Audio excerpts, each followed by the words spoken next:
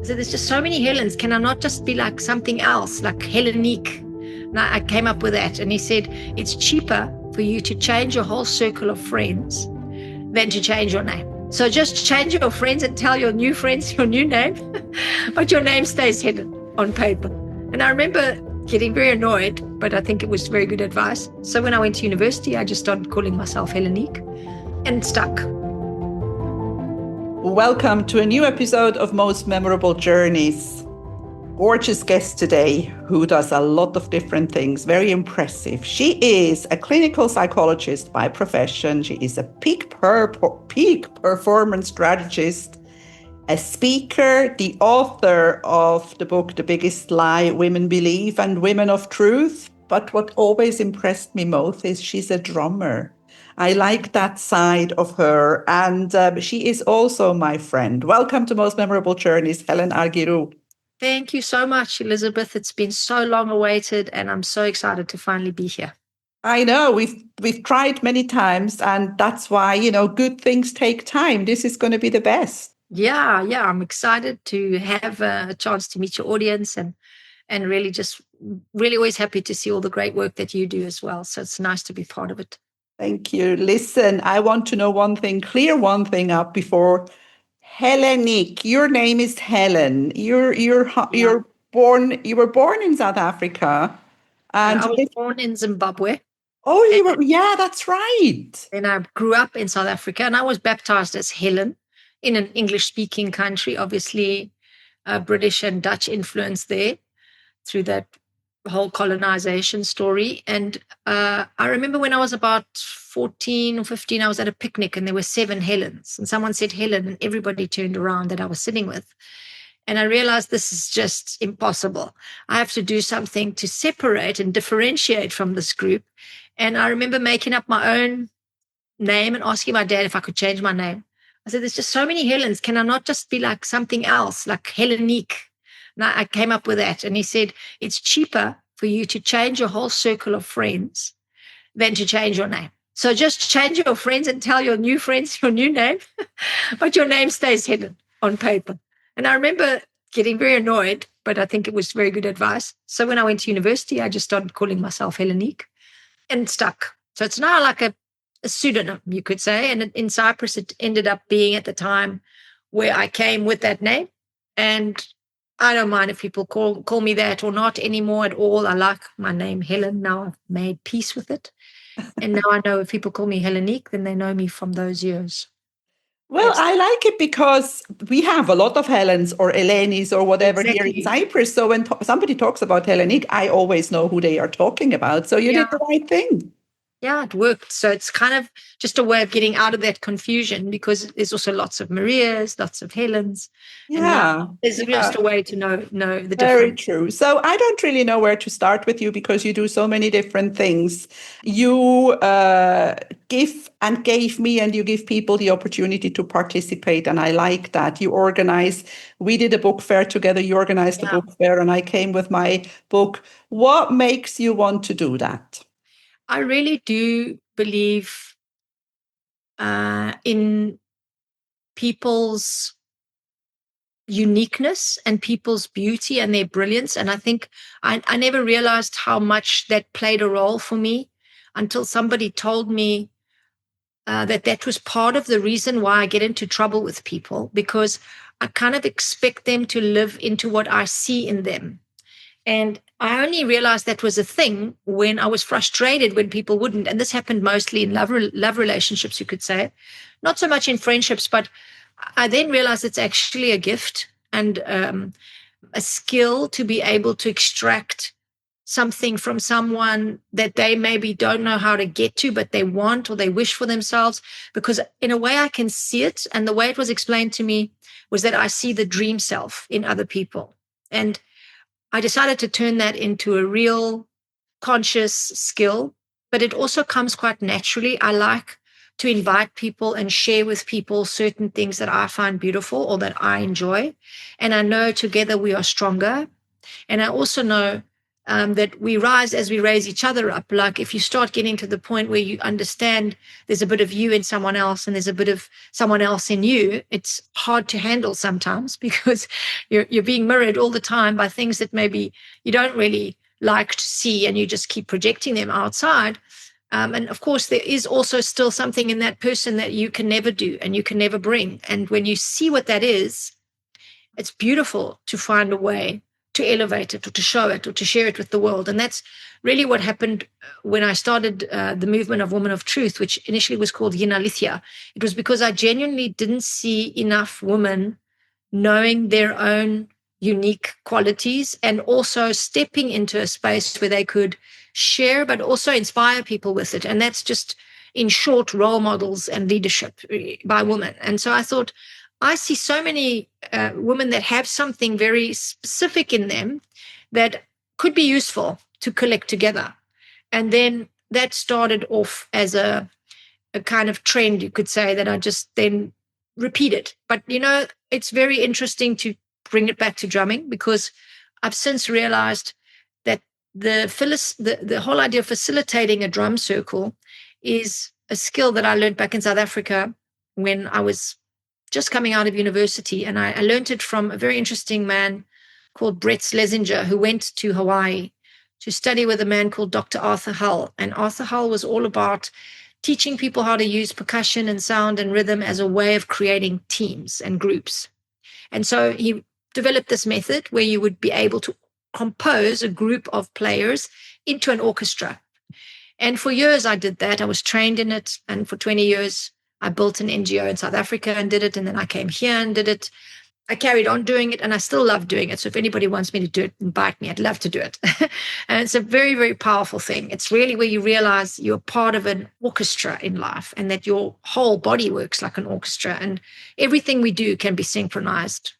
And doing that for many, many years, it somehow got embedded also cellularly, I think, that there's some magic when you bring things together, when you integrate them, and you also can see the unique quality of each moving part and how you synchronize and compose and orchestrate them together, and how they themselves then show their own individuality is part of the magic of why we're here. So it's also, I think, coming from that space of experience and then really enjoying that. I think the challenge to it sometimes is when people don't step into that space or they don't think they deserve it, which has happened many times with a lot of women I've invited to stage. Not a lot, I would say. Some, but that makes me even more intrigued to try and support them to get there. Because when you know your own uniqueness, I think you know this so well, Elizabeth, you show it so much on your socials and in all the work you do. There's no threat anymore. There's no one that can do you.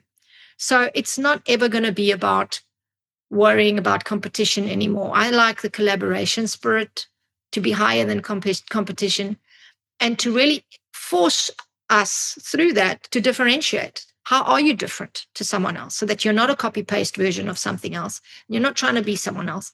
So what is this unique intelligence that you have, and how do you bring it to fit with the whole, to create the synergy and synchronize with others so that we can create something together? There is a great saying, we rise as we raise up others. And I really believe that. Wow, that is a lot. I have a lot of questions about what you just said. It's very, very beautiful and also very much appreciated, because I know that there are many women who you give the opportunity to participate. They wouldn't have the courage to do it, and they have it with you because you're genuine. You mean it by having them. You're not using them for anything. And I think that's very beautiful. I want to come back to something you said, and this is exactly what you see in me is a reflection of you. When you criticize other people all the time, there's something inside of you that needs to be fixed. Do you agree with that? I do. I think it's also riddled with confusion and distinctions that need to be made. In other words, it's a very tricky part of inner work to be able to see what is yours and what is the other person's. And I think we all struggle with that. I like very much that it all comes from Jung. who really helped us to see that. But then later I discovered in mysticism, they talk about the 7 mirrors, which is a very deep, profound thing to go into. But I'll just summarize to say that I think Jung is quite right, that I believe in that too. And I use it a lot in my practice and in my work, but in my own inner work, that one of the easiest ways to find out what you struggle with or what you still react to or what you haven't worked on in yourself, in other words, the shadow part of you, is to look at the things that trigger you, irritate you, and annoy you. And it's certainly true for me. It's hard to admit. I see it with many people that I work with and people in my life too. And I see many people who just avoid ever owning that or working with it, because it is very hard to accept that. Because if you have a problem with something, it's very easy, if you know how, to begin to find out why and how that is showing something that has not been met inside of you, which is often just acceptance for a certain part of your own shadow. I want to say there was a very amazing teacher after Jung who, I forget her name now, that's terrible, who talks about doing the work. She calls it the work. And she's one of these people that had something that we call a spontaneous enlightenment, which psychologically we talk of as an ego death. She had a spontaneous ego death after extensive suffering, someone who could not get up off the floor out of intense depression to brush her teeth, didn't feel she was worthy of it. That's how deep her depression went. Her ego cracked, like we say, like popped, and she went into this ultra aware state. And is it Brendan Bayes? I'm not sure. Anyway, and she speaks about this in a very, very powerful way. And then neuroscience confirms it. And she says, the mind can never perceive something that it doesn't already know about itself. So you can never, she talks about the 360-degree turnaround. So people would come to her with a problem and she would ask them where that problem is in them. So they would come and say, my partner's always lying to me. So then she would say, where are you always lying to your partner? And people were freaked out by this. Obviously, it was shocking. But when you go deep enough, you can see that the fact that that's bothering you is also showing perhaps something. It might be true that your partner's lying to you, but there's also something that you've already started or that's activated in you that's actually making that such an irritation that you then have to manage it on the external world. And a lot of spiritual work, as I said about the 7 mirrors, shares and teaches that we are all living in a kind of hologram or a hallucination, some call it, or a dream. Some of the Indian mystics would talk about it like this, like that we are creating our reality by what we are projecting onto. And then that must mean that we are actually only ever capable of dealing with things that are inside of us that we put outside, because outside doesn't really exist. But of course it does, but it doesn't exist No, in I the know way what that you we mean. think objectively. Yeah. Now, you were mentioning the orchestra, or you mentioned it, what it's actually true. It only dawned on me just as you were saying it.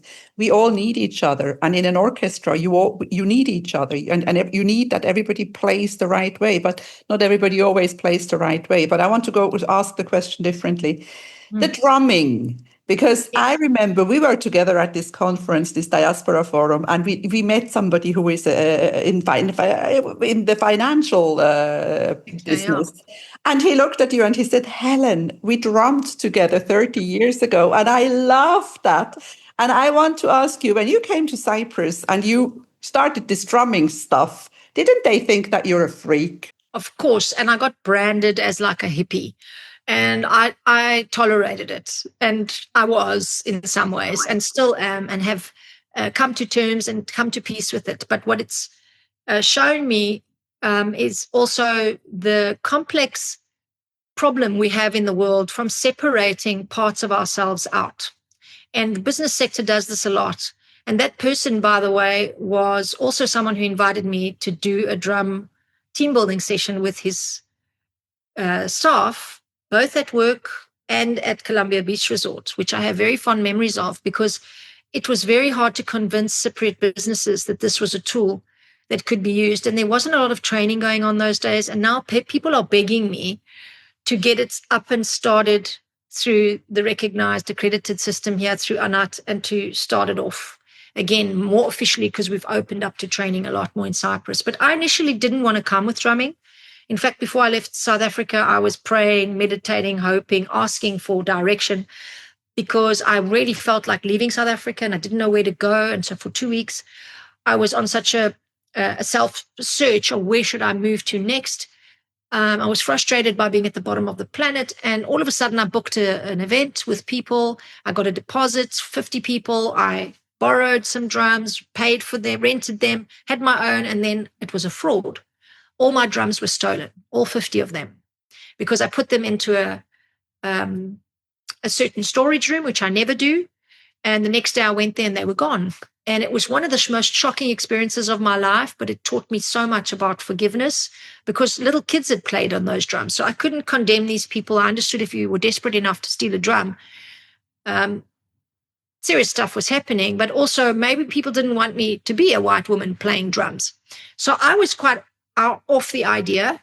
And it was my sister-in-law who insisted that I give it a try, because Cyprus was starting to open up much more into, alternative medicine, complementary things, etc. And that's when I went to the Mind, Body, Spirit, and they were so welcoming. Francesca was running at the time, Francesca Pinoni, who developed it. And I was very grateful to her because she was very supportive. And I came and it went off very, very well. And I was invited at the very first time I showcased it to teach in a wellbeing center in Nicosia. And I ended up having 3 groups. And there were a lot of people from corporate sector and businesses coming to learn, because they realized it was very much de-stressing and just building endorphins in your brain. But of course, it's something from Africa. It's indigenous knowledge that people don't have connection to. In Africa, it means something else. But it was also very interesting to watch certain people realize that it was a tool that could be used to help build the conversation about how to deal with racism in Cyprus. Because until then, we had so much homogenous society, everyone the same. But we were starting to see a lot of different nations come into the country through domestic workers. There were people having relationships, having children. They were going to schools. And Cypriot kids didn't know how to deal with the difference. So I've had a few repeat trainings at schools, where all the kids come and they do the drumming to really realize that actually Africa may have the drum and may have had the drum that we know typically, but it exists in all cultures. And when you realize how pervasive it was and how ceremonial it was, it's very clear. It's a short step to then understand that there's something very deep, primal, and profound that happens to us. And then the science has blown out now in the last 10 years. When I started researching it, there was nothing. Now there are so many studies on the pulse and rhythm itself and frequency, and how frequency of beats changes brainwaves. And I specialized in that and became fascinated by how much stigma is around something that is so ancient and actually was developed here in this region. It was not even found in Africa. The first drum was found in a place near Turkey. So there is a very ancient lineage of women who play and were stopped from playing when the calendar came in, because they had to regulate taxes. So Africa kept the rhythm. And because it was colonized much later and religion was not there, it was keeping the pulse of our connection to nature. And there was like a very interesting thing happening, which still can happen around rhythm and percussion, is where you get very connected into a kind of hemispheric synchrony. The brainwaves start to sync up. And you can get into this really interesting biofeedback loop. And now there's real science, and you can read it in my book, which is going to be called Flow Mojo, which is the neuroscience of drumming, and that it gets us into a state of flow. And it's a good way to practice that, because then you can apply flow to other states and other experiences. But when you get your whole body synchronized and working like this, all together, coordinated, and you're doing that with everybody else at the same time, you are all tuned in to one consensus reality. We call it in a fancy way, but actually you're all tuned in to the same radio station, let's say. So all your brains are actually thinking and doing the same thing. All your brain-body compositions are synchronized. And there are amazing things that can happen after that. profound. That's beautiful. I love that. I've never actually heard the whole, the Yeah. whole explanation. Now, for the people who are listening to us, one thing that many may not know, what is a sound bath? Yeah, thank you so much, Elizabeth, sharing all these great gifts with people. So, sound bath was very, very rare back in the day. Now everybody's bathing in sound. And it's actually been shown also that our magnetic field around the body, electromagnetic field around the body, can accumulate all kinds of information, let's say, from stress to what you eat. Everything you're doing is changing your energy field. And that is what we mean when we talk about an energy field. The electromagnetic charge around your body is changing. That's why when someone's very sad, depressed, or traumatized, you walk into the room and you see them sitting there, you don't just see a picture of someone depressed, you also feel, if you open in any way and maybe more empathic, you would even be very, very concerned because you notice that there is something different in this person's energy field. So if you were to play certain specific sounds to that person, they would respond in certain ways. And the body can be bathed in sound and has been since time immemorial in many different ceremonial and traditional structures. Like we know that if we go into churches, there's a certain frequency of sound around there, especially in Orthodox churches, but sometimes even evangelical churches. There's like a kind of pressure, like a motivating speech, is a certain speech of inspiration because that person is holding the sound in their body with a certain authenticity, truth, experience. So their vibrational transmission, you could say how they connect to you with what they say, has a certain frequency that you believe and that you're tuned into and that you enjoy. And it's changing your brain because you're listening to it. It's making sense, cognition, but then it's also interpreted by you and all your life experience. And you think, wow, that's great advice. And well, what is that? That's actually sound through words. So imagine if we don't say any words, but we have an intention and we play a sound, and we actually maybe even have an ability to think very empathically or to really offer healing or to offer support through our heart, or through our mind, we can offer goodwill. And then when we play a sound with that, we can actually help somebody to feel. Sorry, maybe you can. Just had a big truck work past here. Sorry. So you can actually feel that sound coming into this auric field, into this electromagnetic field, and influencing you in a certain way. Now, this has actually been very, very deeply studied, and it's progressed all the way for us to now realize that we have great evidence for this. It's not just woohoo. It's actually been proven in Dr. Emoto's work from Japan that water molecules will reorganize structurally into a radially symmetrical geometrical shape that is balanced, even like a mandala, we call it, or if you remember geometry class where something's very balanced, if you have a positive intention, or you write a positive word on the bottle as a label, put it on the bottle, and the water molecules start to create the frequency behind that intention or behind that word. And so this came from polluted water, which actually has fragmented water molecule structure. But when you then put a positive intention behind the label, it actually changes the water molecules. So now, if you were to play a pure frequency, the same thing happens. And in fact, in yoga, all those funny patterns that show up in the energy system when you see all those funny symbols and all the different colors, those are actually measurable frequencies that show up when you play that frequency in water, and when you play that frequency on a sound experiment, which is called psychoacoustics or acoustic experiments. Cymatics actually is the official word. Like, let's say you have an iron filings on a board, and then you play like a violin chord on that sheet of metal. All the iron filings take a specific organized shape.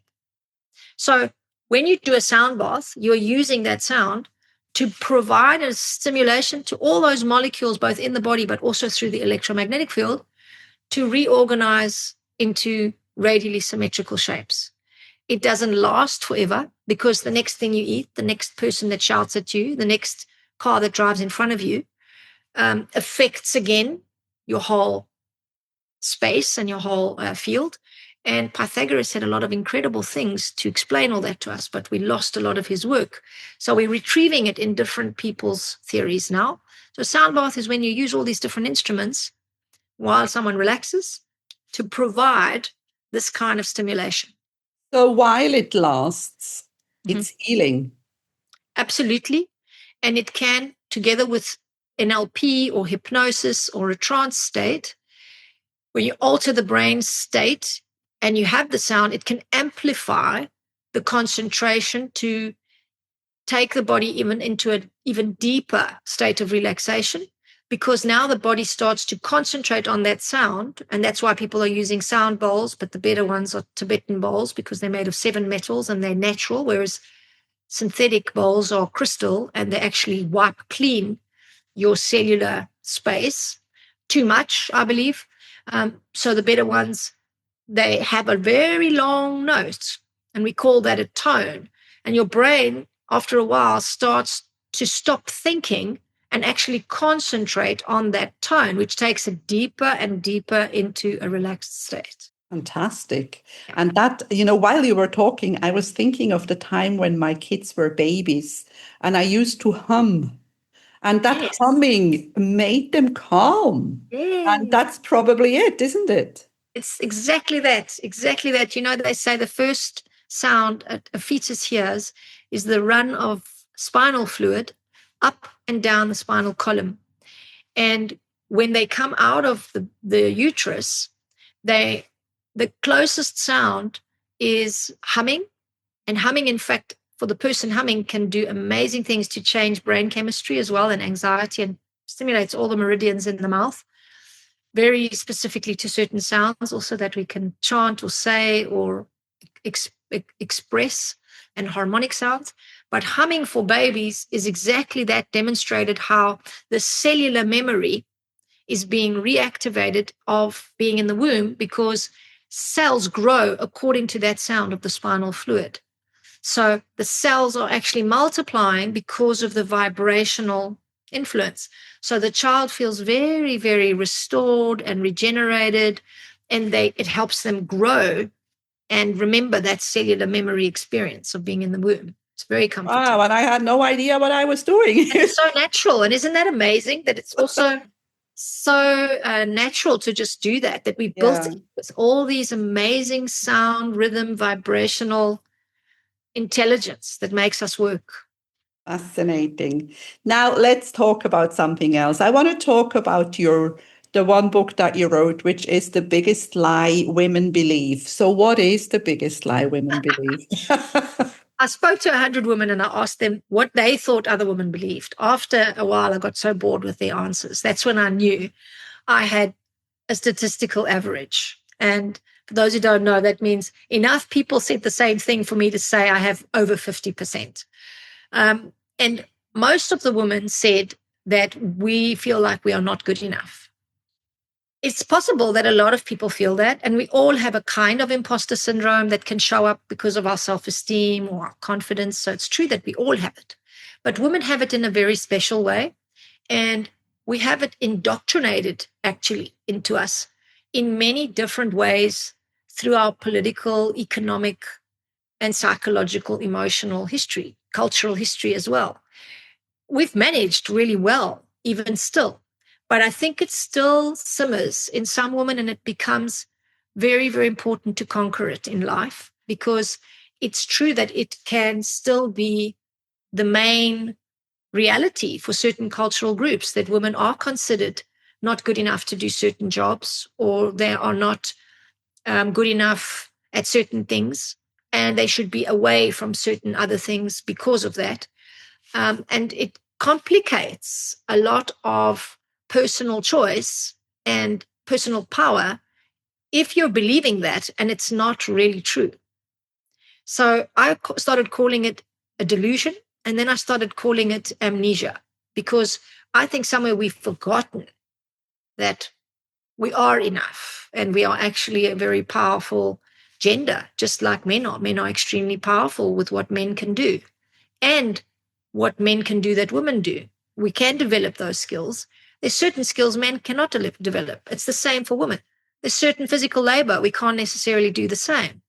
There's certain ways we don't think because we have more estrogen. But there's a lot of things that we are good enough to do. And there are a lot of things we can learn to be good enough to do. So it can be very damaging.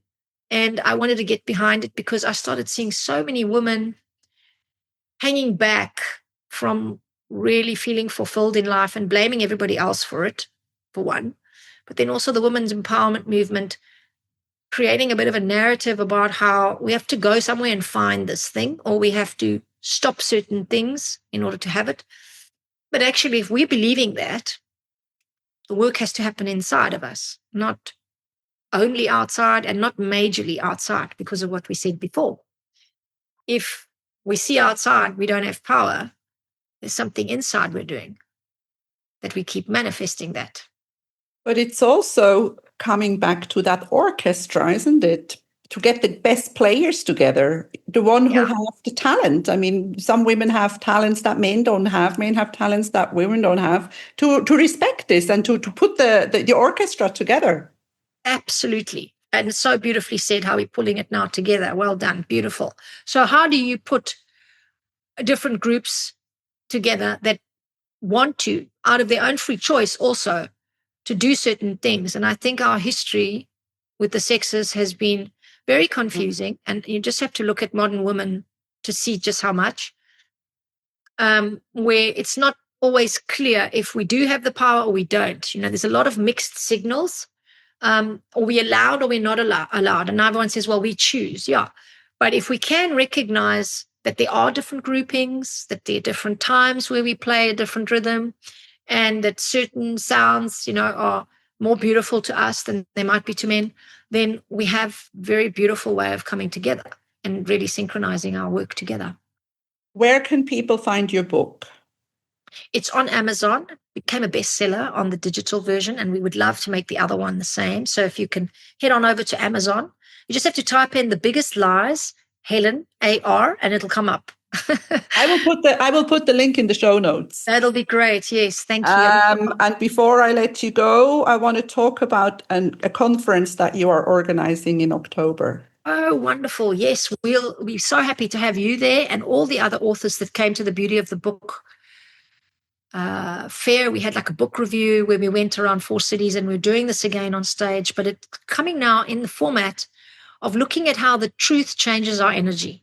And there's some amazing science on this. I don't know if you've seen it, Elizabeth, but they've proven that even more than love, truth changes us more. And you just have to look at people that have kept secrets all their lives to see what I mean, or people that have been blamed for something that's not true. Then you see how the truth really changes our energy. And the conference is called Energy Medicine, because I wanted to really give people the chance to learn from experts who are interested in coming together and integrating different wellness and well-being practices with medical protocol to optimize health and improve health access and ways of healing, because we are facing a lot of health challenges, especially in Cyprus. We have the highest count of cancer for the square radius, and a country that is so close to the source of vitamin D. We have the lowest vitamin D. We have infertility, cesarean section at a very big high. We have a lot of overweight people. We have diabetes here. We have a lot of autoimmune diseases starting off, heart disease. So we have a huge amount of anxiety and post-traumatic stress for an island. And we need to try and figure out what else we can do, because psychopharmaceuticals is one method, but it's not necessarily working alone and can't work on many things, and actually damages the body in many cases. So we have to also look at what else can we use. So this is a conference for 2 days in Columbia Beach Resort, 4th and 5th of October. And then on the 5th, you're all welcome as my guests to come along to the garden party. We're going to have cocktails or drinks and snacks and a short sound medicine performance on the lawn, and it's overlooking the sea, and it's free. The conference is around 120 euros for 2 days, or you can just do one day for 70 euros. And we will have some special giveaway tickets where people can come as guests.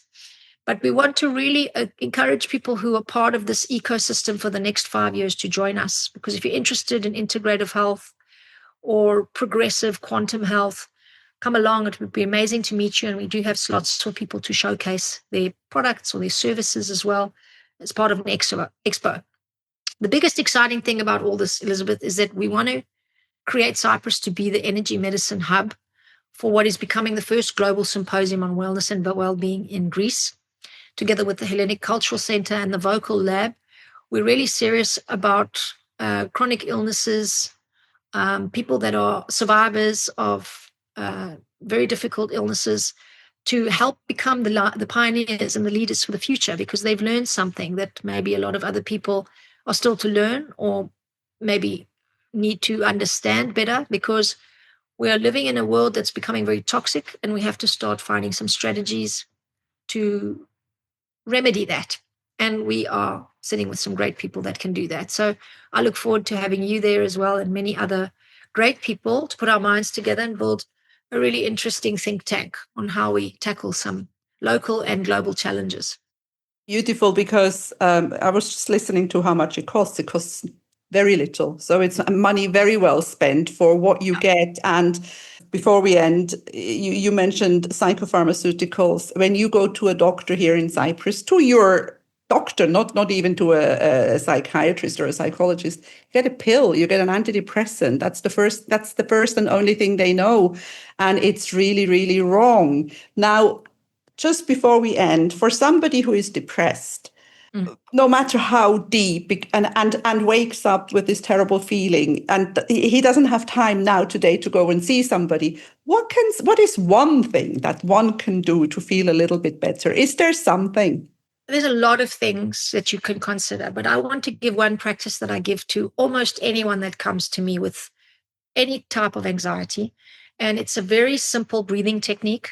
If you do the full amount, it will change how you feel. And if you do it every day, it will change how you feel and all the symptoms that you are showing, because it reorganizes the brain. It's simple. You breathe in as though you're breathing through a straw, and you breathe out as though you're breathing through a straw. And so that means you use your mouth, and you do 26. So 10, 10, and 6. And it's true that it can be very infuriating, aggravating, boring. But when you practice, after the first 10, you start seeing your whole brain chemistry changes. So I'm going to demonstrate it just for 5 of them. So you breathe in. When someone's very depressed, there's a lot of thoughts, and there's a lot of racing into the past and the future, or there's just a dead-end effect. And the minute, we call it nihilism, if it's very serious. The minute you start breathing, you activate oxygen to go in very slowly and to actually stimulate the mouth, like I said before about the sound. You had your hand up, Elizabeth. Did you want to do it with? Oh, it was you, because you put your hand up when you were breathing. There you go, everybody. There's clever Zoom. It noticed. Yeah, it noticed. Zoom watched me breathe and put my hand.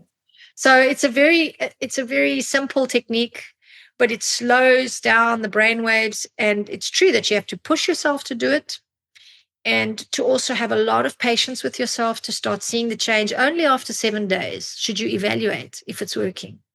So don't try and check on the first day or the second day or the third, because your body goes through a biorhythm, 14 days, and you really need time, patience with yourself to turn it around. And if you are in that state watching, I really do hope you reach out to someone. Well, and I think the name of the game in all of these things is consistency, Absolutely. Trying something once. And, it's like I ask sometimes people, I ask them, do you meditate? Yeah, I tried that once. It didn't work. That's not how it works. Yes. So I will let you go. I really, really want to thank you for spending time with me on Most Memorable Journeys. Helen Argyrou, thank you. So happy that we did this. And thanks so much, everybody, for watching. And thanks, Elizabeth, for giving such a beautiful space to learn about all these beautiful people. If you enjoy my podcast, please like, share, and subscribe to my channel. You will find all the information in the show notes.